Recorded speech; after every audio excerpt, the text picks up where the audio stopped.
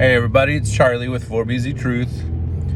So, you know how they have those like TV shows where, you know, you have a rookie cop that basically the first time he sees like a dead body or like, you know, one of those crime scenes, he has to run away and go throw up or whatever.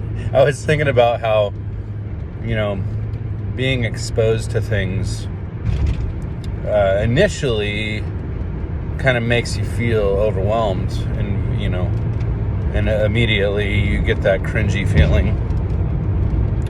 I was thinking about this because when I was starting to investigate a little bit in regards to the Can-Am missing 411 project or whatever, missing 411, Dave Politis, a lot of the stuff that I was listening to with his, you know, all the stories and all that, it just made me feel cringy inside, and it made me feel like I couldn't process it.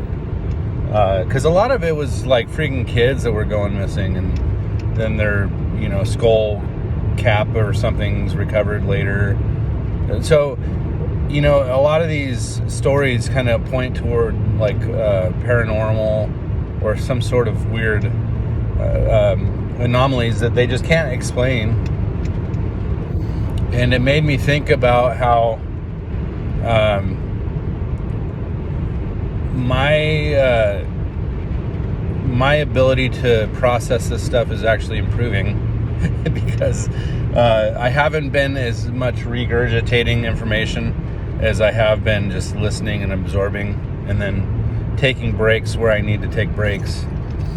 And honestly, it's kind of helped me because I've started to realize that you can only take certain things in small doses, but as you expose yourself to things, it becomes more, I guess you could say, your ability to absorb or process, it's like you know, exposure therapy, you might say. So I was thinking about, you know, I'll just tell you, I ran into a channel called Mr. Ballin. Now, normally I don't like to follow huge YouTube channels, but I'm like addicted to these stories that this guy's talking about. And it's all like really dark, you know, like talking about serial killers and talking about, you know, just in the minds of these people that go through like, or, you know, like people that die in the most obscure, you know, like, you know, they suffocate to death, or they, and it, honestly, it's so dark, you just feel like icky inside after you're done listening. You're like, I cannot believe what I just listened to. And then you freaking go on and click to the next video because it's like, it's addicting in some ways. But I remember feeling inside like, I just don't know how much of this I can take. I got to freaking take a break from this.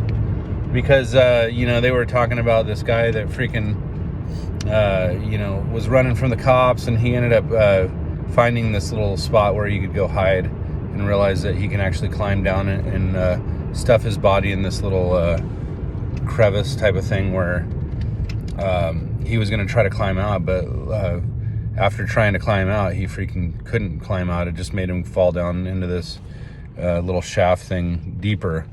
So he literally like suffocated to death because he was like trying to breathe in, and slow, agonizing death. It's like, you know, that these people just like, it was horrendous, you know. And one that I listened to with this freaking kid who's probably like 11 or something, got in trouble, and then he ran away. Then they couldn't find him, and for days they looked for him, and later they found this this house that was for sale across the street or something. Like it was on the market, and or it was at an abandoned house or something, I forget. But anyways, he was found stuffed into the chimney, trying to climb down through the chimney. or some sort of air returns in the AC system. I forget exactly what it is, but the bottom line is I felt sick inside when I heard some of this stuff, and it made me sad because like people are dying like that all over the world, not just in horrific ways, but you know, I often think about like death because I find that with my research and near-death experiences and stuff, I started realizing that there's much more to life and there's much more to death than one perceives. And you actually have to look into, I mean, for me, I have to look into every angle. Sorry about the shaking on my phone. My truck is just kind of bouncy lately. So anyways, you know, I feel like anybody that's interested in the paranormal or and I find that a lot of people in my sphere of influence, or you know, the people that are listening to my channel, they are interested in near-death experiences. They love God, you know, they're Christians or whatever. And it's not that I've gotten away from Christianity or that concept, but I've really started looking at, there's a lot of spiritual things going on. And I'm more and more realizing that the spiritual side, you know, you have it's a multifaceted, you know, situation. You have, you know, good, you have bad, you know. I feel like there's a lot of deception going on, a lot of deception. And people know that I freaking talk about this stuff all the time. But the deception, it doesn't really make sense to me why there are entities on the other side just trying to steer you away from truth, or steer you away, or trying to scare you, or things like that. You know, because you know, like with Skinwalker Ranch, I watched a couple documentaries about that. Fascinating as heck. I freaking couldn't handle how, you know, the thing about the Skinwalker Ranch, if you haven't looked into it, is it's kind of like a lot of it's like hidden or secretive, like it's secret or top. It's not really top secret, but it's like they're trying to be discreet about what's going on there. But until when I say recently, within the last like 10-15 years, they started coming out, and it gained popularity. But there was a lot of really crazy phenomenon that happened over there. You know, like zombie freaking dogs, or you know, there was this wolf that was like weird and like friendly, but it actually started mauling their cow, and then they shot it a couple times, like 5 times, and it didn't even faze the dog or the wolf. You know, and then there was a bunch of these prize cattle that they had, or you know, the heifers or whatever, that were like really fat, or they're bulls, I forget. Anyways, they were gathered into this little trailer where you literally couldn't do that without having these bulls or these cows in a trance.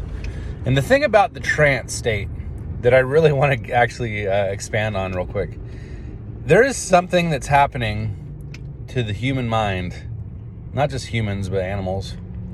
I think that somehow the people or animals or whoever is under the influence of these entities, which I don't believe is extraterrestrial, but you can see like little portals and stuff opening up, where there's dark, shadowy figures going through, or wolf men walking on 2 legs.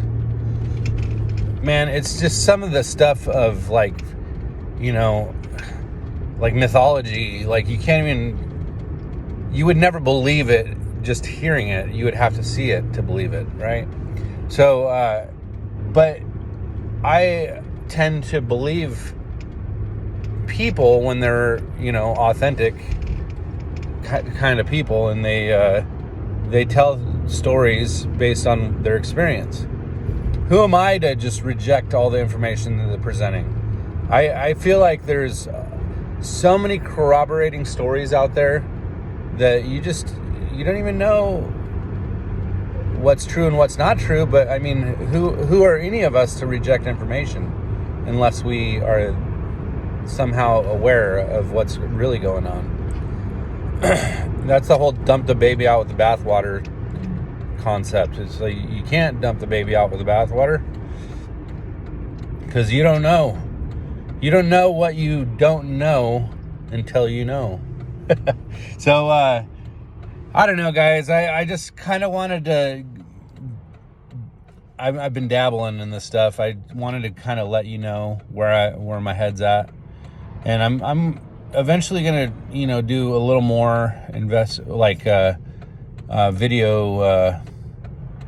I would like to do some interviews. I actually, I'm trying to figure out the direction I'm going to go with this, but I had some alien abductees that I was going to interview, and anyways, I don't want to get distracted anymore, so I might as well cut this video off. I'm heading to work, so anyways, I hope everybody's doing well, and I look forward to hearing any of your thoughts in the comments. Forgive me if I didn't respond to everybody on the last video. I actually been kind of busy, and my home life consumes me when I'm home, so I don't really have time to be responding to YouTube videos sometimes. But on my drive to work, I can talk to you guys. So I'm gonna be driving for a half hour. Might as well reach out and say hi. So anyways, hope everybody's doing well, and I'll talk to you soon. All right, bye.